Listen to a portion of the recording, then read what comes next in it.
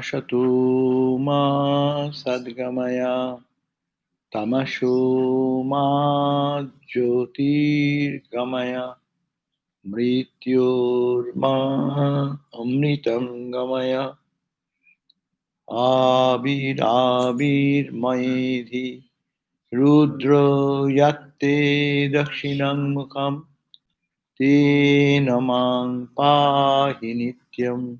Om Shanti Shanti Shanti.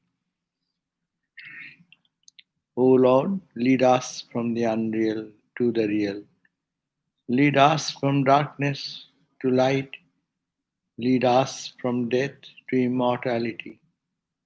And evermore shine in our hearts with your resplendent face. Om, peace, peace, peace be unto us all. And this light is too strong now. Adjust it. See how it comes. We were on the 10th chapter. This chapter is ending almost. And we read the verse number 28 on page number 336. We'll start today, verse number 29 on page 337. So, what we read the other day, it is a repetition of the same idea though.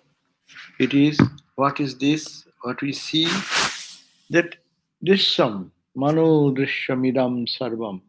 Whatever we see, Drishyam, this visible universe, whatever I see, Idam, this universe, whatever is visible before my senses, they are Sarvam, Jat Sacharacharam, that which is movable and immovable, which is static and which is in action.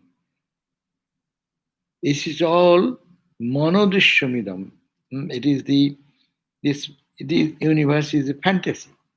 It has been created by mind only, monodrishyam. Close your eyes, it goes.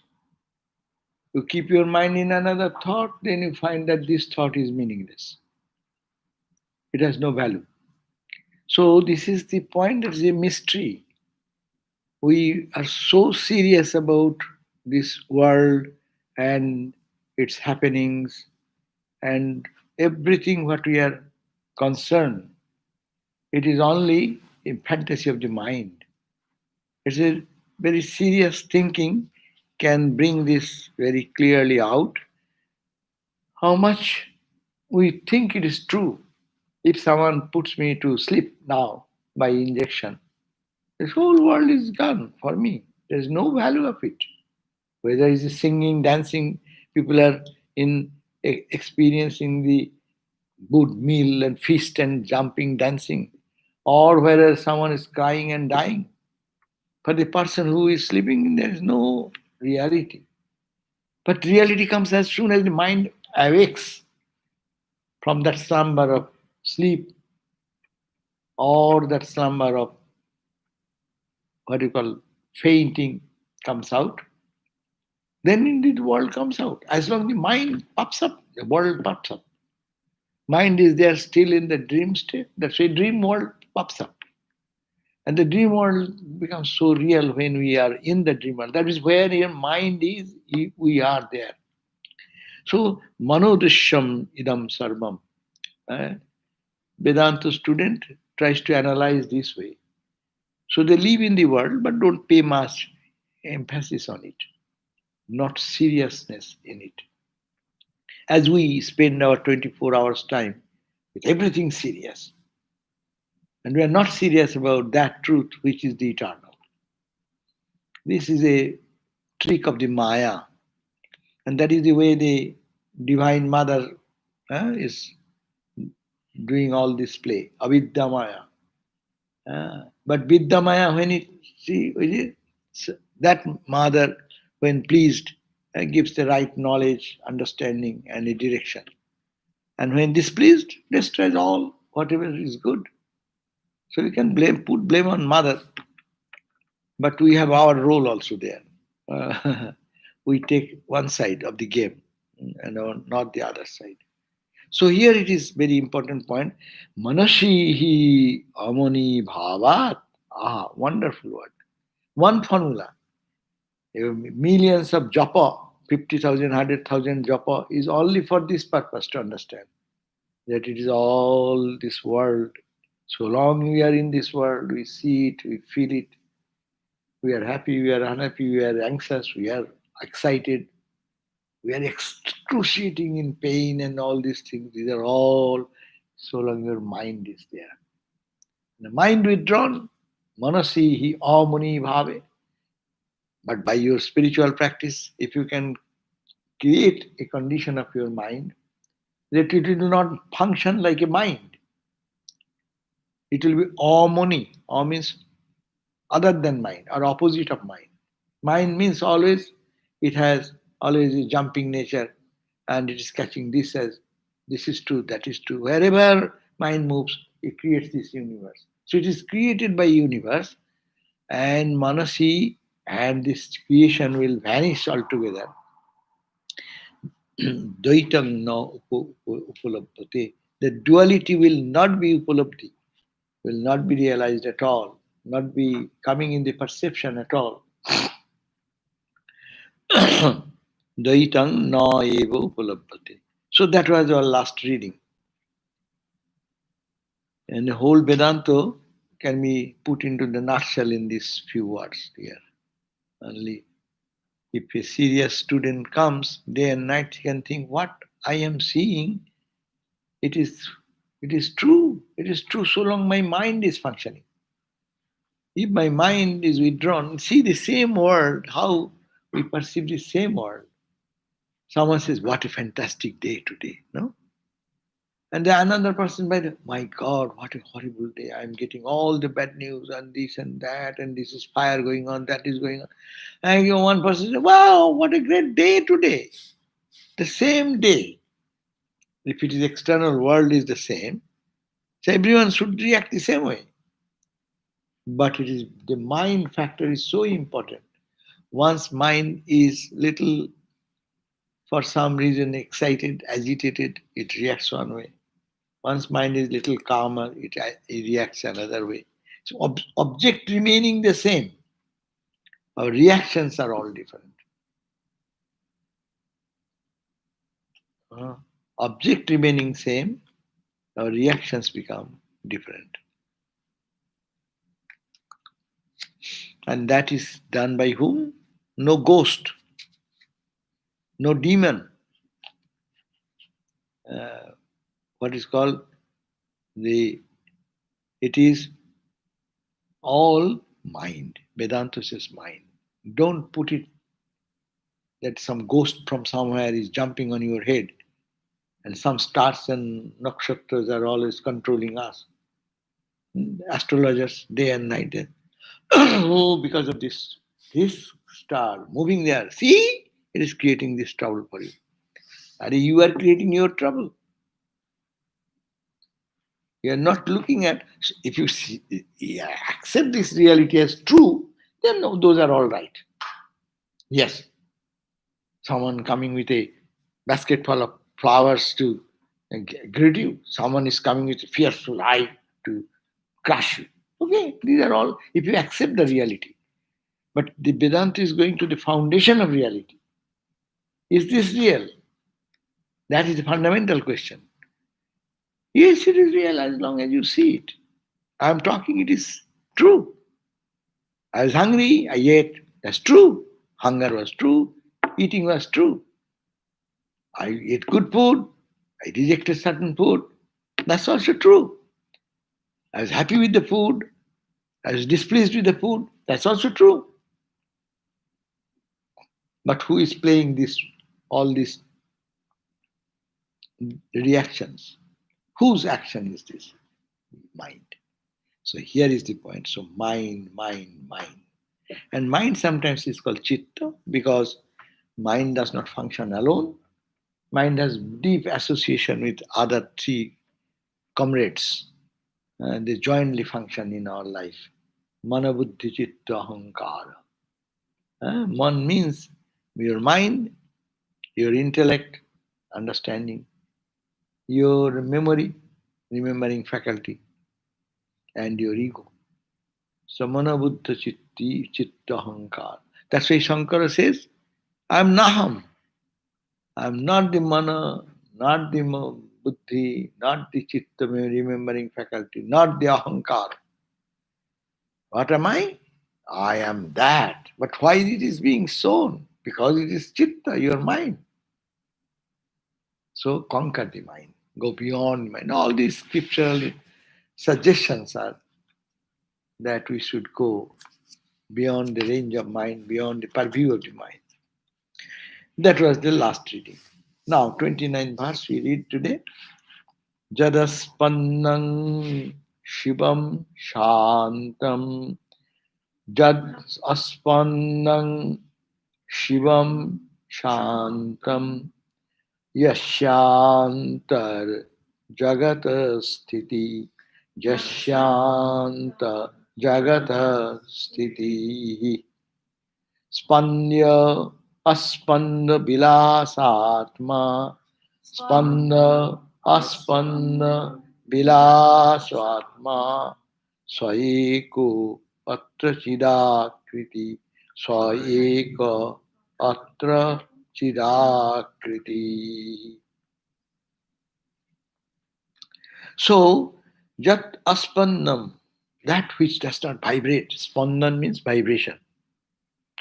That ultimate truth which does not vibrate. Vibration means duality. Jat Aspannam. And that is called Shivam. Shiva, Nataraj Shiva. Yes, that is a Saguna aspect. But Shiva means all auspicious. Shiva's another meaning is all auspiciousness. Shivam. That which does not vibrate, that is the all auspiciousness. That which Shanta, absolute calmness, ever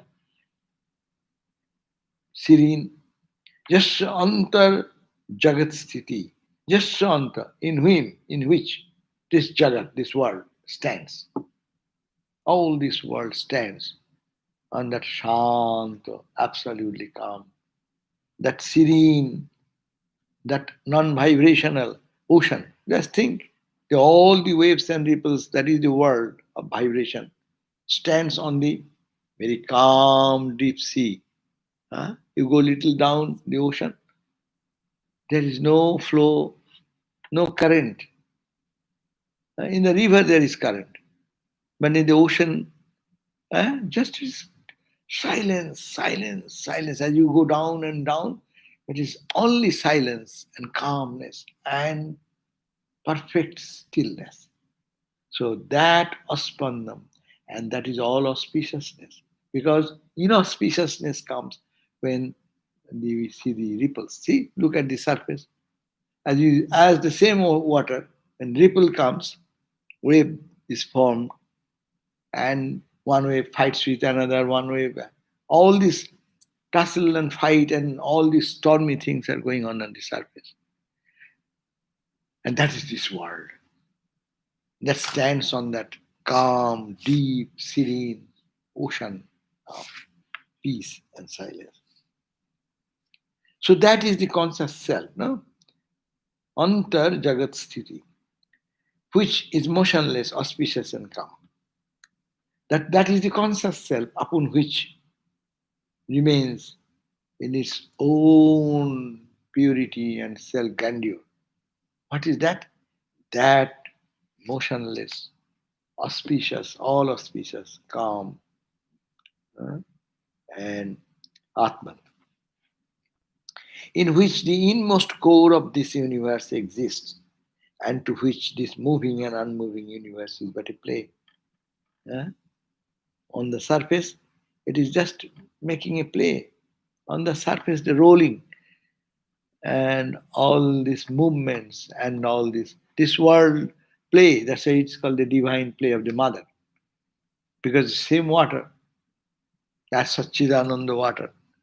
It is as if some movement and dancing. That's why we call Shiva's dance. The stop is the Shiva's dance. Shiva is calm Shiva, lying in the flat of Mother Kali, and Shiva dancing. All this creation comes. So This is the conscious self alone always remains ever in its own soul and grandeur, which is motionless. That is motionless. There is no motion, as I said. You dive deep into the ocean. Those who scuba dive and they go deep, they find a tremendous silence. Only some fish or dolphin or some other sea animals will be there. That movement, if that is not there, such a deep silence. So that is our real self. It's so deep, so profound. And the surface, our mind is playing this dance. It's a part of the cosmic dance.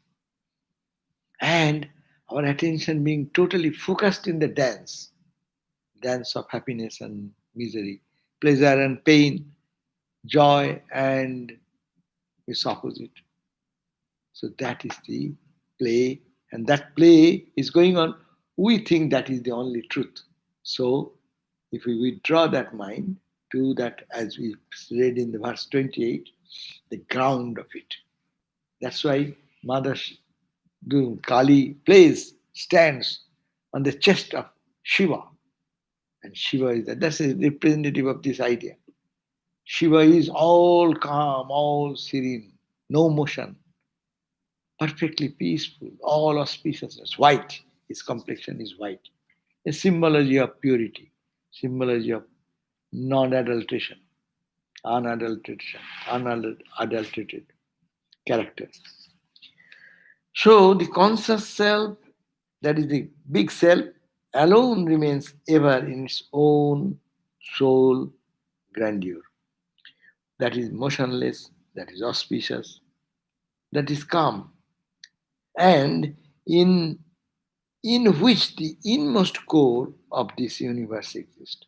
That means this universe, whatever this exists. This, how big is that? This entire stars and galaxies and all these things is only remain on that ground of calmness. We cannot conceive of this expanded universe, and to which this moving and unmoving universe is but a play. So, what is happening? This moving universe or unmoving universe, this is just a play. It is just, it is getting created and recreated. No, the science is telling what the energy going out again. It is centripetal, centrifugal. Uh, there are particles. What you call all these particles? Dark particle, this particle. Uh, Even there are so much forceful in the black hole that the electric, the light, all light is sucked into it, and that's why it's become black light. So this universe we can not understand with our little petty intelligence. But about this, which is surface water, is this much. Whole ocean is how miles you go that unfathomable we call.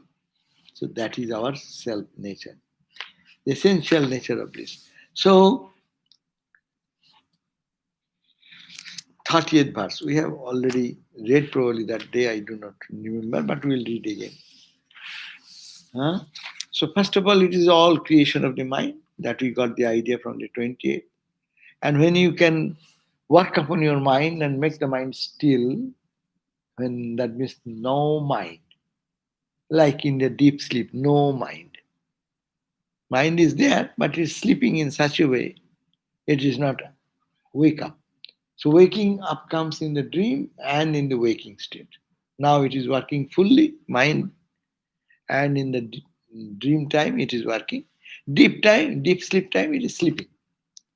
So if by yogic practice, by Vedanta meditation, by prayer, when one can work on this mind and becomes pure, what you call pure mind, and it goes to its own source, then it merges into that, and then whole world dissolves.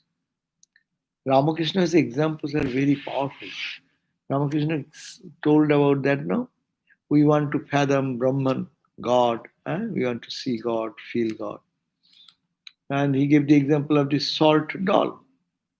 And the salt doll, Ramakrishna's examples are unique examples. Salt doll wanting to measure the ocean. And he said, as you move towards the ocean, you first see the roaring noise of the ocean. And then you feel that, yes, you are coming close to a big thing. And then you come closer and closer, then you see the waves and the vastness of the ocean. Then, as the doll enters into the water, what happens? It is melting. Melting means what? Its constitution is ocean water is salt, salty water, not that mostly salty water. So it goes back to your salt nature. Solid, it was solidified, personality. Due to ignorance, it becomes solidified as it were. And when it really moves towards the undivided consciousness, ocean, then it merges into the ocean, means it dissolves. It dissolves into what? Its content, the salt. Ye are the salt of the earth. Christ said, ye are the salt of that salt. That is the Satchidananda salt. And his form melts, but he does not die because he becomes the salt in the ocean. So that is the identification happens. And that there is no creation. Who will then say how big is the ocean, how small, what waves? These are only so long you are keeping a separation. That's why Bhakti Sutra, Bhakti Yogas talk about. They don't want to measure. Oh Lord, I don't want to understand all these things. It is your divine play. I know this much that it is your play going on. Bhakta will think in that way. Now, 30th verse. As a note says, the entire moving and unmoving universe on page 338, the entire moving and unmoving universe is the sport or manifestation of this one consciousness only, which is the essential nature of the self. Perception itself is creation. When you perceive something, that means you are creating. You are creating yourself to perceive the object. Like that. Now we are not dreaming, but when you dream, what happens? You create your mind into division. Perceiver, one person is observing, perceive the objects and the perceiving instrumentality. So, perception itself called creation, drishti srishti, meaning the pure consciousness of one's own real self is appearing in the form of creation. There is nothing other than consciousness which can be called creation. That means what you see in creation, what you see as waves and ripples, they are nothing but ocean. But you name it differently. Same ocean water, only you name it differently. So you only name all this duality, what we see, give so many names. It is only the same Satchidananda. We are touching that. We are interacting with that, but we think that we are interacting with the wood, with the table, with the glass, with this food, with this visible objects, but it is everything what you are doing, it is only water. All the bubble, foam, ripple, waves, billows, there is nothing but ocean water. A very simple formula, it seems so simple, but I do not know. It does not penetrate at all. How many times we talk about again and again, whole book, how many times he's talking. Why they write 30,000 verses, I do not know. This book is 30,000 books, verses. 30,000, we are reading only 223. And we are getting bored. We're 223 times bored. Because everywhere they're saying the same thing. Do you find any time he says anything different? From the day we started this book, and we are spending for years, 1 year or more, 2 years maybe. Are we hearing anything new? We are bored with this 226 verses. And now you think 30,000 verses, listen all the time. What will happen? That means our buddhi, intellect, stone buddhi, stone-like intellect. And stone-like intellect, whatever you try to penetrate, it does not go inside, it turns out the opposite way. Nail turns, the tip of the nail turns. So this is but it is so simple, as if when you listen, that we are interacting with God. Interacting, you are eating, you are drinking, to all the senses, whatever you are perceiving, it is nothing but Satchidananda. And this is also Satchidananda. Brahmarpanam, Brahmohavi, Brahmagnu. We chant that. Brahmanahutam, Brahmayvatena Gantavyam, Brahma Karma Samadhina. See, all this Brahma, Brahma, Brahma, Brahma. See, so simple. That is the cream of whole philosophy of spirituality. No, but so simple. But what a Maya, so complicated, so difficult to perceive. So this is what to do.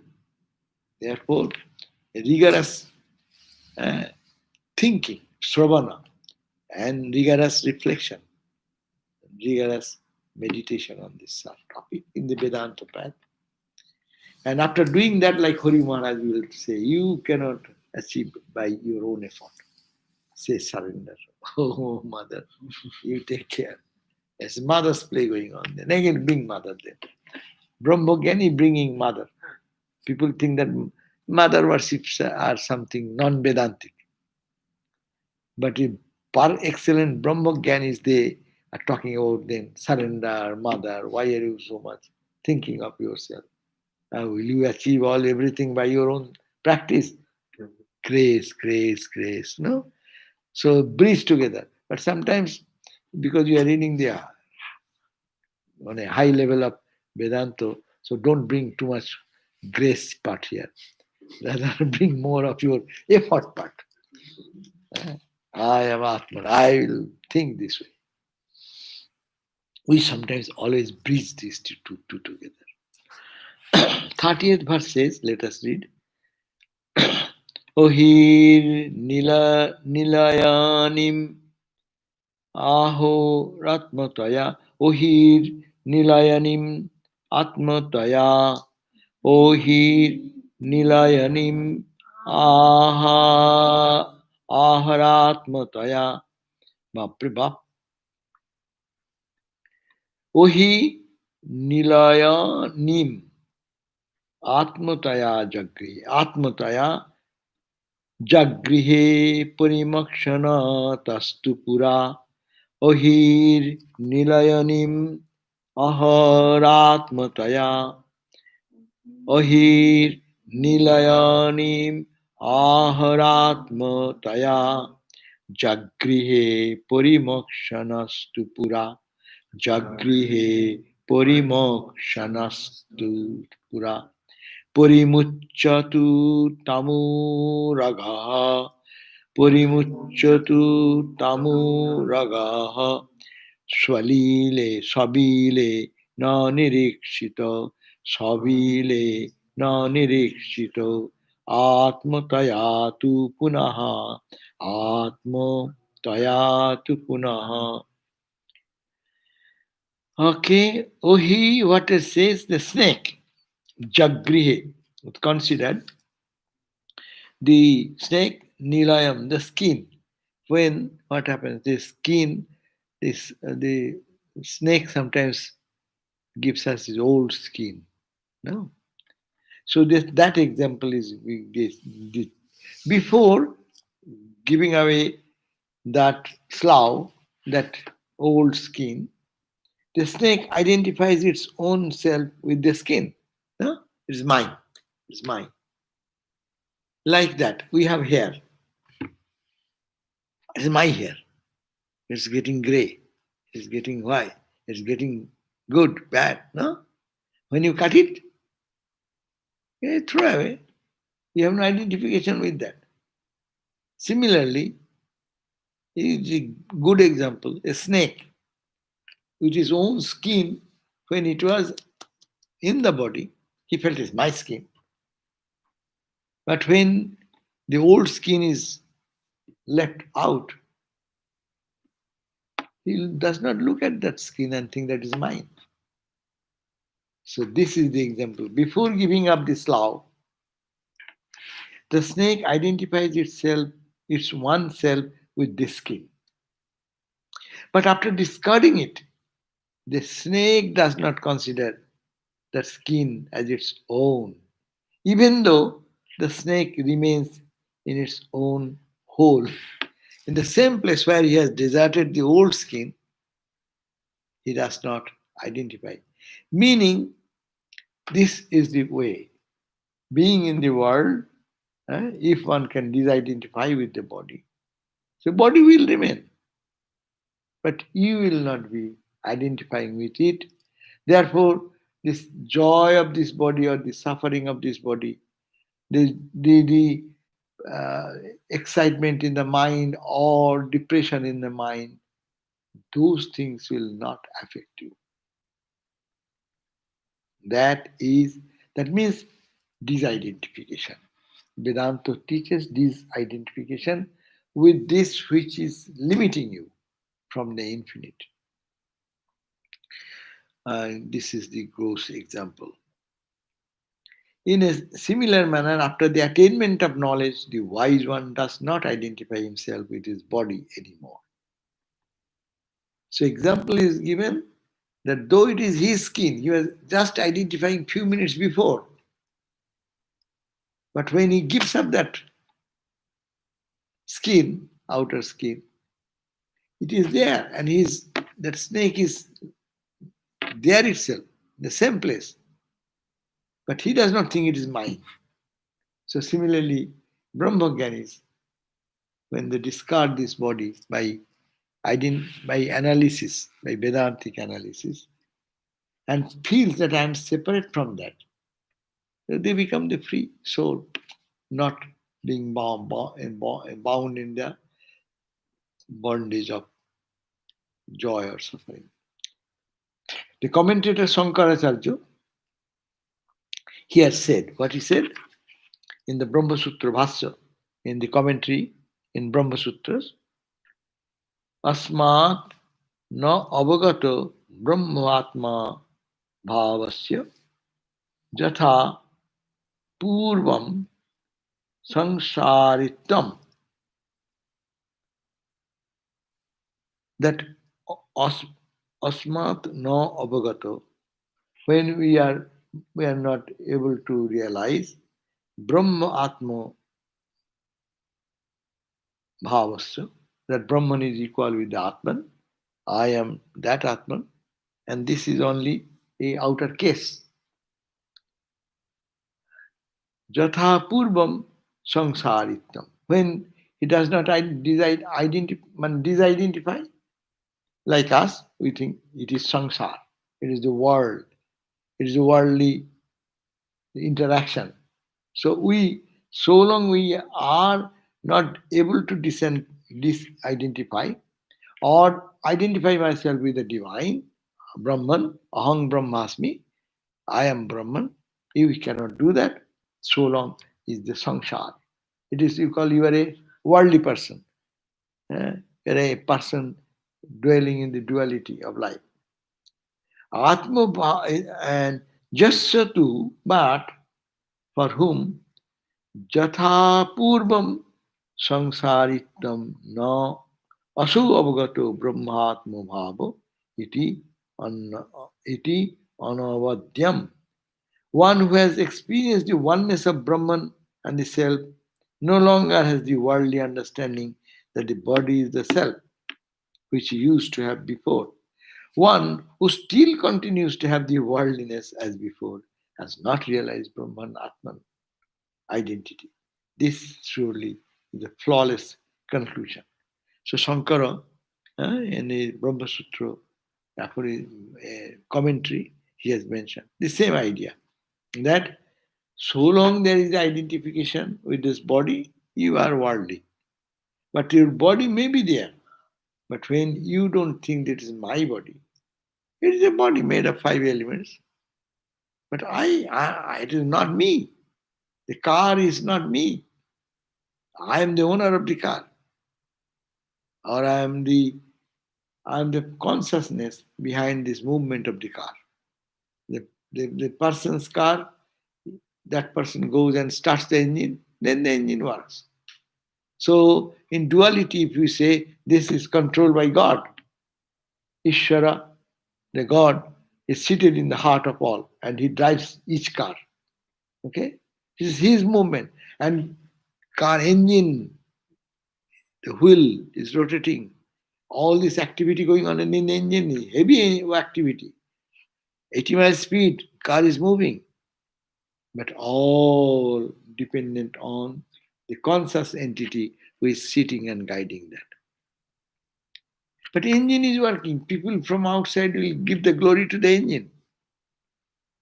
Or anything wrong will go to the car.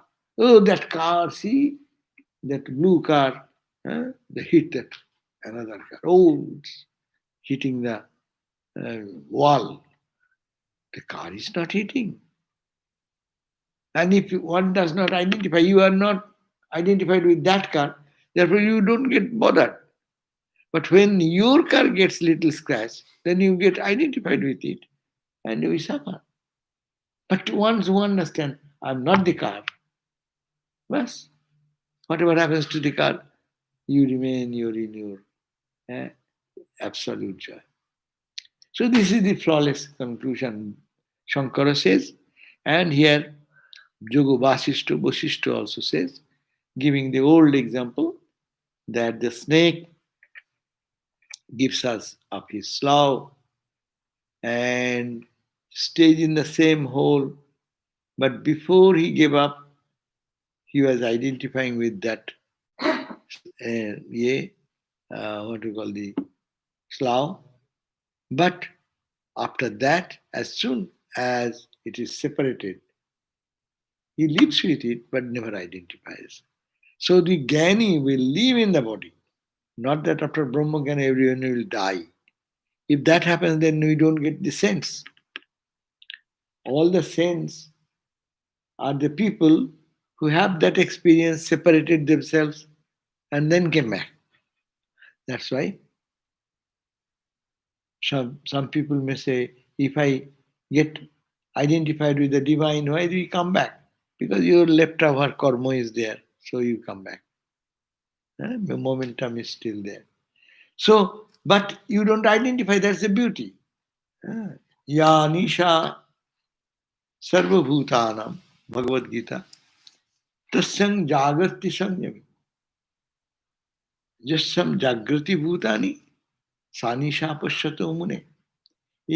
The whole world is sleeping in that knowledge. The whole world, sleeping. But we are not aware of that supreme consciousness. And that is the only reality, and I am that. We are sleeping in this knowledge. But the Gyanis, the Brahma Gyani, wise people, they are always awake. They always see, I am that Atman. This body is like a cage, but I am not. I am not that. I see it, but it is no reality. And in which they are awake, we always are sleeping. That means we are totally unaware of that reality, and we live in the consciousness of this, which is unreal. Okay, so 31 verse. The conduct of the wise one is described here. How this, after this experience of separation, if one can do. And Gita Sthitopragya Lakshan is the same. The Jivan Mukti, how the Jivan Muktas will live, has been described. That is the same. So now that few idea. The conduct of the wise one on verse number 31 and page 339. Dosha buddhyo bhayatito, dosha buddhya ubhayatito, Nishedhat na nivartate. Nishedhat na nivartate. Vihitam cha gunabuddhya. Vihitam cha gunabuddhya cha vihitam. Gunabuddhya cha vihitam. Na karoti jatharvaka. Na karoti jatharvaka. What does it mean? It is not that the knower of truth does not perform any sinful act due to understanding that the sinful activities should not be performed. We do. We don't do any bad karma, I know, because bad karma will bring bad result. Good people in the society, spiritual people, they do that. But the Jnani does not think, I have, oh, this is bad, it will bring sin in my life, I won't do that. He does not give up that. There is nothing to give up for him because he sees Brahman everywhere. For him, so we should not judge them from our standard. For us, it is necessary. And we refrain from bad activities, bad things, bad actions. Why? Because it will make me impure. But Brahmagani is not limited by that because Brahmagani does not see anything but God, anything but divine. It is like a child. Child does so many things. It seems to be sometimes very attached. And sometimes like, you see even children with a soiled cloth, they don't mind anything. Yeah, they can put their hand and body and mouth. There's no sense. So Brahmaganis are like that. They become so innocent like child and they have no body consciousness. Though they remain in the body. The baby does not remain in the body? Yes. But baby has no identification with the body. Whatever you give a sweet, or else he will put in the mouth. You see, most of the children you see give anything and puts in the mouth. Huh? So that means there is no priority of good and bad, that sense has not developed. But Brahmagani will, after experience come down, there is no priority good and bad. It is all the same. They have no body identity. That's why Toilongo Swami, his behavior, people used to very get confused. So how he used to live and how he used to walk, talk. So we have to understand, if they don't do anything which is bad, they are not refraining themselves because it is bad and I'll incur sin. Because he is gone beyond sin and or purity. No?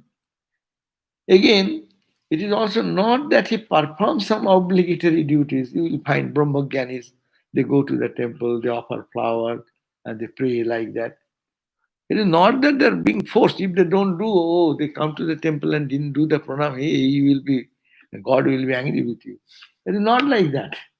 That means there is no compulsion of doing anything or refraining from something because it is bad, or doing it because it is auspicious, I can go to heaven, or people will tell me I'm a righteous person.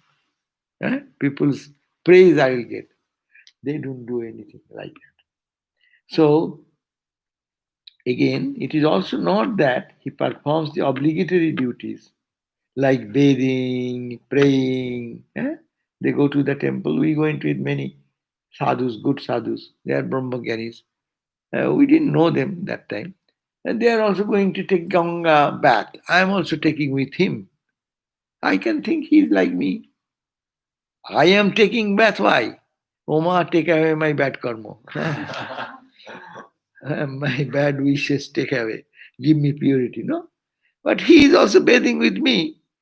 I can think that he is also doing in the same attitude. He has no such sense, not necessary. It is due to the what you call the momentum of his past practice. A sadhu practices good habits, getting up at 4 o'clock. At 4 o'clock getting up is necessary for us. But Brahmagari also gets up at 4 o'clock. He does not get up, oh, I will have to do something, otherwise I will be falling back from my spirituality. No. But because of the past practice, they do that, not with any intention. That means They have no intention to be holy, neither they any intention to be unholy. So he performs the obligatory duties like bathing, praying, etc., that are needed to be performed with the understanding that those are meritorious. For us, we go to take a bath in the holy Ganga, wherever we go, Jamuna river, auspicious, huh? And we will be purified, we will be purified. But Brahmagyanis have no need of that, and they don't feel that I am getting the merit or it will make me meritorious. Neither it will take away my sin that I am forced to go to take a bath. If I don't do my prayer meditation, what people will think? Nothing. It is because of his past momentum they do. If they do, that's also good. If they don't do, that's also good. Their knowledge never diminishes. So as an innocent child is beyond all rules and prohibitions, so is a person of wisdom. So note number, a wise one of the nature of Brahman, who is beyond all rules and prohibitions by his natural instinct, does not perform any sinful activity. You have to understand they can't perform any sinful activity because sin idea is not in their mind. There is nothing which he wants to get from the world. He has got the infinite joy, what this world joy can give him. So it has his actions not to be judged by people like us, but they do behave because their body still continues because of the path. Like if sometimes you see if the car in an accident, if the axle is broken, what happens? The wheel comes out of the body and it rolls on. Which direction it goes? It goes is momentum. And which direction it will go, where it will hit, where it will fall. It has no added energy into the wheel. When it is connected with the engine, it has its energy control, and it is control, speed less, but he has no control. So the Brahmajnani moves in the past momentum, prarabdha, we call prarabdha.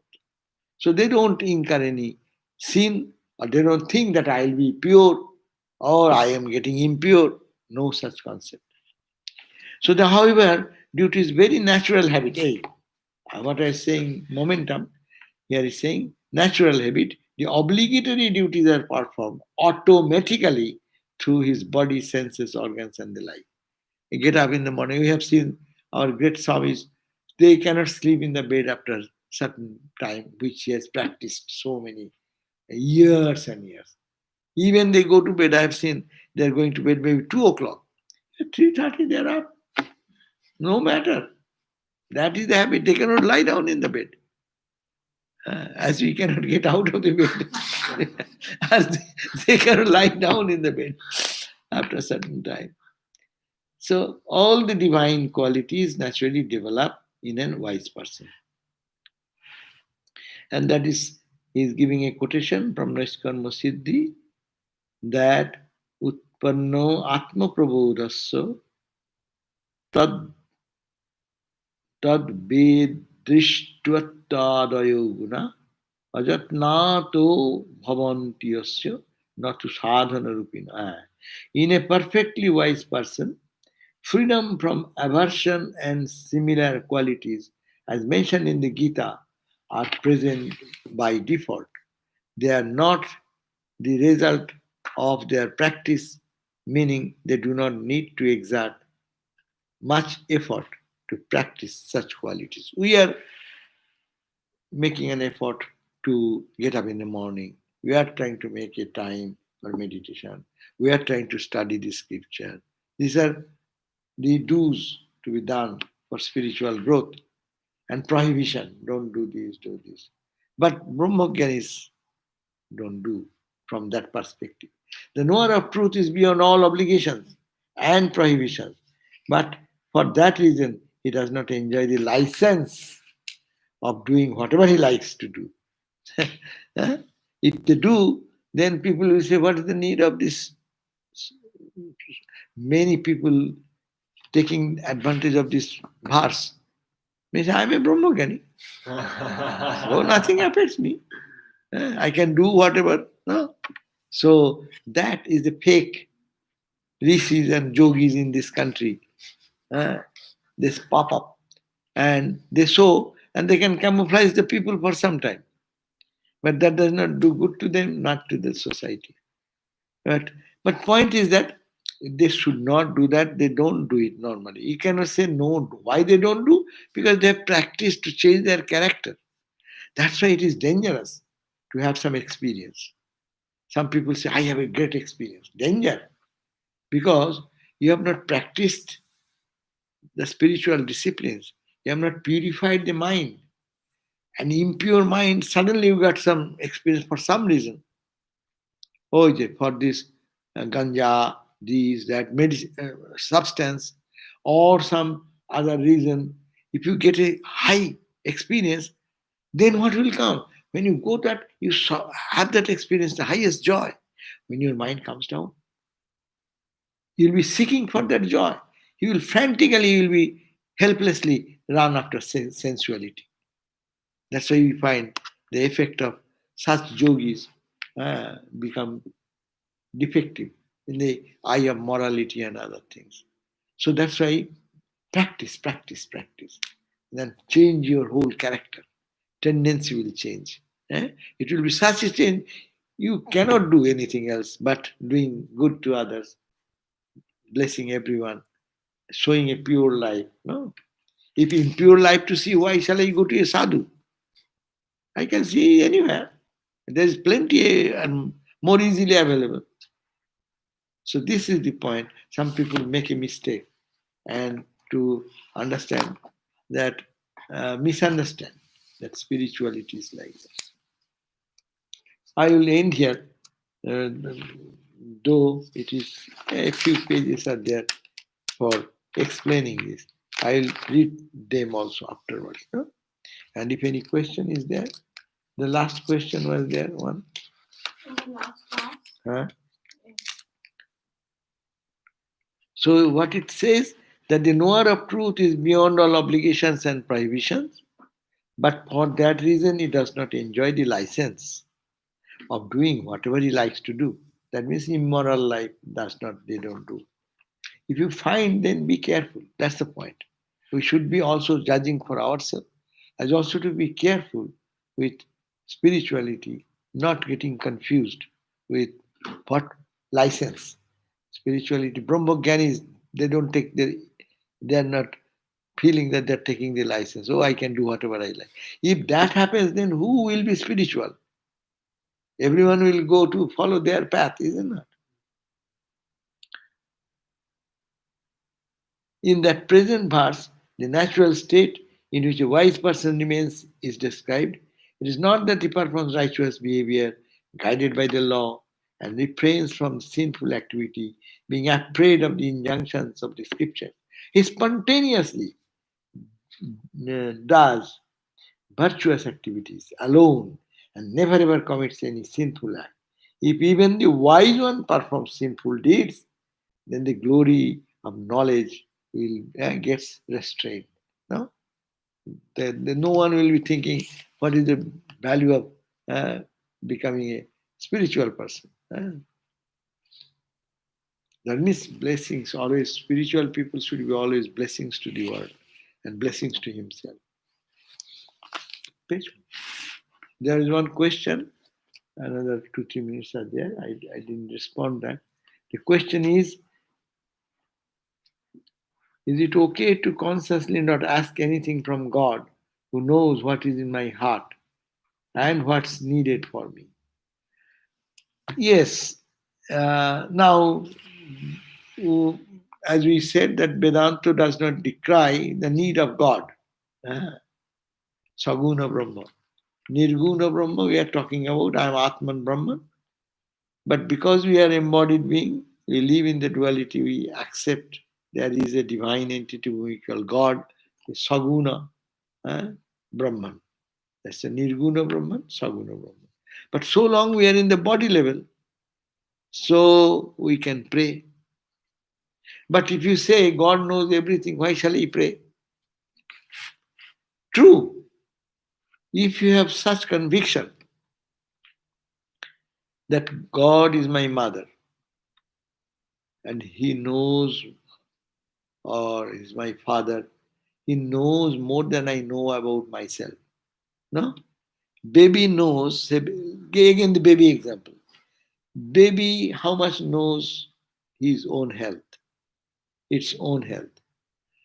Why is the pain, and if that pain happens, what medicine to take, what diet to be taken, how much the baby knows. Mom knows much more. Mom knows every need of the baby, every joy, every suffering of the baby. So when that comes, that knowing God is like mom, if we see she is our mother, Mother Durga, Mother Kali, Mother Sharoda. She is my mom. So I need not have to say anything. Be like that child. But are we so egoless? Can we be like a baby? If we can, no, we need not have to pray to the Divine Mother. Mother, give me. But when that baby becomes adult and mother then says, Mom, I want this. Ma said, no, not now. Then you see, you ask and mom said, no. You think this will be good? Candy, mom. And then the mom said, no, you are taking too much candy. Huh? It is not good for your health. And then, no. And mom does not give sometime, or does give. So point is that if we ask things when I am thinking, mom can give and I need that. I understand my need. What is good for me? So I say, asking, Mom, give this. Mom, give this. No? In everyday life, we do that. Ma, please do that. Eh? And we don't get the response. And we think Ma is not listening to me. Ma is listening. But Ma says, Baba, that's not good. My child, you need not to think that way. It is not good. And then no. If you brag on, then sometimes she gives also. But after getting that, you think that, oh, why I asked this? Now, we sometimes get very happy if I prayed something and I got it. But if it is, you got something really good or really just your satisfaction of your emotions, no? So, if we know from the bottom of our heart that I am a baby, I do not know mother, you are my mother. Please take care, whatever I need. I may ask wrong things, so I am not asking. You do what is good for me. If we can do, mother takes the whole charge of us. But we are to be like child. And that childlike situation comes only for a Brahmogyan. They can be only childlike, simple. Thakur is like a childlike.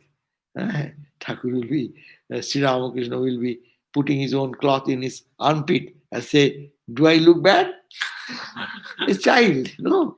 And no one feels bad. In front, Ramakrishna, how many times he did in Dakshineshwar, how many big people of the society sitting around. But he's a child and nobody thinks that it is such a nasty thing. What a nasty person. Huh? But if a person with ego does that, we say, crazy guy, put him into the psychiatric hospital. No. So this is the difference. A egoless child of God need not have to ask for anything. But if we are not there, better we ask to mother rather than asking someone else. But at some point, Holy Mother told that do you need to tell a gentleman the same thing again and again? If you think like Thakur is a gentleman, you say one time and he will listen. But your saying should be sincere. Your saying should be sincere. True, he is a gentleman. You should be gentleman. He will give. But really, if we feel I have told once and he knows everything, he will do it. That means you have confidence in him. But we have neither that confidence even. That's why I say, I asked you yesterday, why not give me today? Again, tomorrow, in the evening, I say again. As if he is not giving, and I have no confidence that he is my own.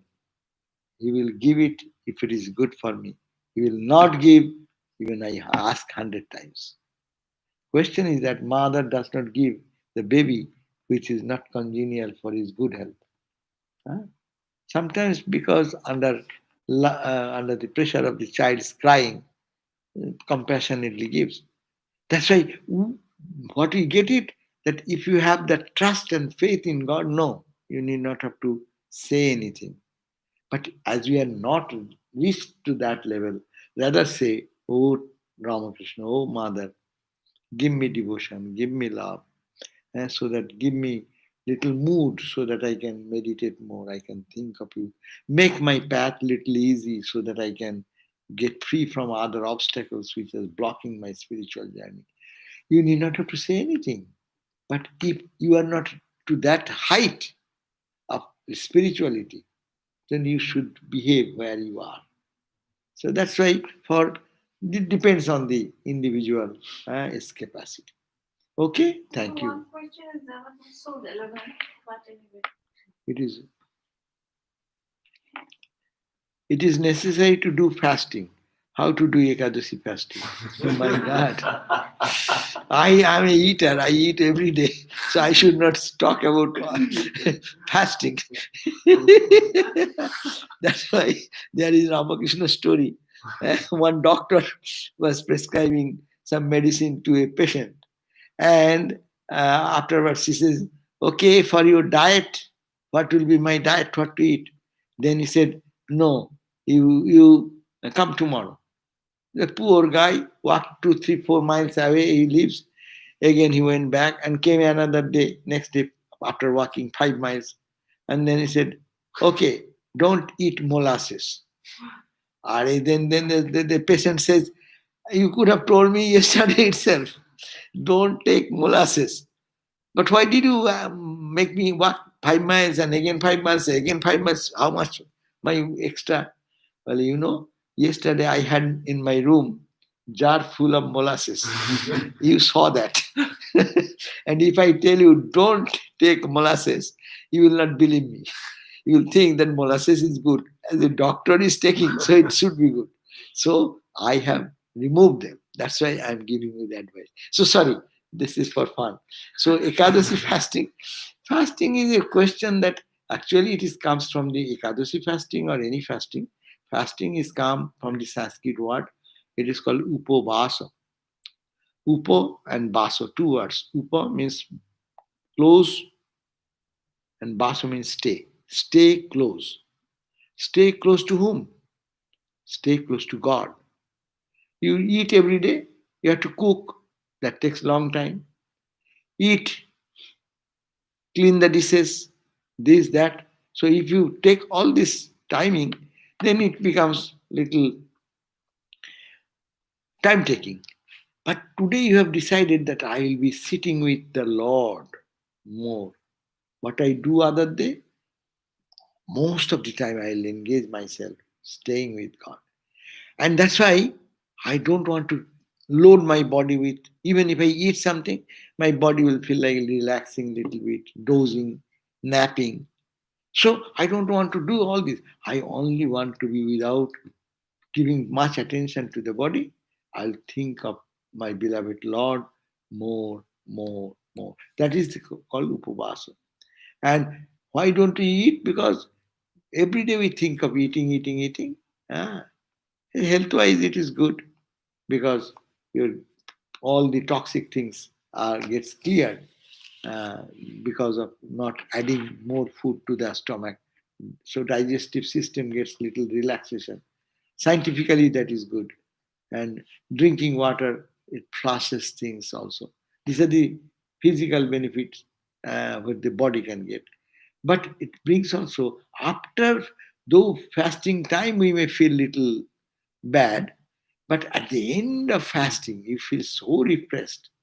Eh? And see how cheerfulness comes, even not eating, but you feel cheerful. And that mind may be utilized in thinking of God or meditating or praying, keeping the mind in a prayerful mood all the day. That is called upavasa. And Ekadasi is now maintained, but that's a tradition, 11th day of the moon. In India, people celebrate that day. at least to know that one day this is the day, fixed, not haphazard. Our life is most haphazard. Today I like to eat, I eat. Tomorrow I don't like to eat, I don't eat. No, you are troubling your body. Ekadashi, mind is 11th Indriya. Oh, that's okay, good. 5, and 11th is mind. Oh, yeah, true. Ekadasha Indriya. All the 11 five sense organs of perception, five organs of action, controlled by all are controlled by my mind. So mind is called 11th sense organ. So this is the 11th. So they may have matched with the 11th day of the moon calendar, and that's a fixed date. You know that is the day I'll fix. Much ahead, your mind gets ready. That's a good and systematic. And that everything is, and spiritual person becomes all organized and systematic. So I think this is the meaning that be close to God more than any other day. That day to be more meditative, more doing practice japa, feeling the presence, and the body is very refreshed, not loaded with things. Okay, thank you. Again, hmm, do I need guru if I realize I am Brahman because it is real truth and I trust? Yes, if you realize you are Brahman, you don't need any guru. But how do you know that you have realized Brahman? Because sometimes we do not know. We do not know Brahman. We do not know God. You may have some hallucination. You may have some little glimpse of that truth. But Guru then can guide you to tell you, yes, it is genuine because he has his own experience or he has got the seen that heard about that experience from their guru, their guru, their guru. So it is in that sense better to have a guru. And even Swami Brahmananda in our tradition taught that even everyone needs a teacher. No, we go for car driving. Don't we get a guru? We go for cooking. Don't we learn from, hey, what recipe you have given this, that? He's guru. We are asking the recipe and trying to do um, that uh, uh, mm, practice, no? They're following that recipe, you are trying to get it. So for anything, we need a teacher. And for spiritual life, of course, we need a teacher. And it does not harm. But you have to understand who should be your teacher. You should have to find a person who knows cooking, go to learn from that person cooking. eh? But if you go to a person who, like me, I've never cooked anything, and ask me, okay, can you teach me? And I may say, hey, do this, do that, do that. Then that will be a mess of food. It will not be a good cooking. But the cook who have done that experience, learn from that person. So everything, every little tidbit thing also, we need some teacher. And this spirituality is so subtle and so intricate, eh, so fine. You need a person to guide. So that guidance should be our uh, that guidance should be from the teacher. But you have to understand, teacher has qualities. You read Swami Vivekananda's book on Bhakti Yoga, then you will see that the guru is what is, who is a guru. Okay, so thank you. So one final question. What are the three Shaw which Ma Sharada asks us to follow? Oh, Shaw. I do not know what is that. Shucha. That means he's saying from every aspect, try to endure. Every aspect. Three is a symbolic. Three. Why mother said Sha? There are in Sanskrit three S's. One S when you touch your tongue in the teeth, that is Sa. Sha. Turn your tongue towards up. Sha. And then to the palate. Sha. Three Shas. And this is for in the alphabet. So that's why three, they say three times, he says. That means everyone should have to endure, endure, endure. As much one can endure, that much is the success. That means non-reactionary. Be non-reactionary. The world will try to agitate you all the time. But you need not have to be agitated. You try to keep your peace. And you see, this is injustice. It should not be done. It should be changed. Try your best if you can, but otherwise endure. This will pass. Today's situation is this bad. It is not permanent. It will go away. So endure, endure, and think that it is God is giving me for purification of my body, mind, for my spiritual growth. If you can take spiritual advice, instruction like that, that will help to grow in life. So these are the different uh, uses of the enduring three times. Three times means more and more, more and more. Okay, so we end here. Thank you all. And we end with a prayer. And tomorrow will be gospel reading. Swami Atma Tattananda will be giving the class. And that's all. And where you find that some of the devotees have sent their presence. Om Shanti Shanti Shanti Hari Om Tat Sat Shri Ram Krishna Arpanamastu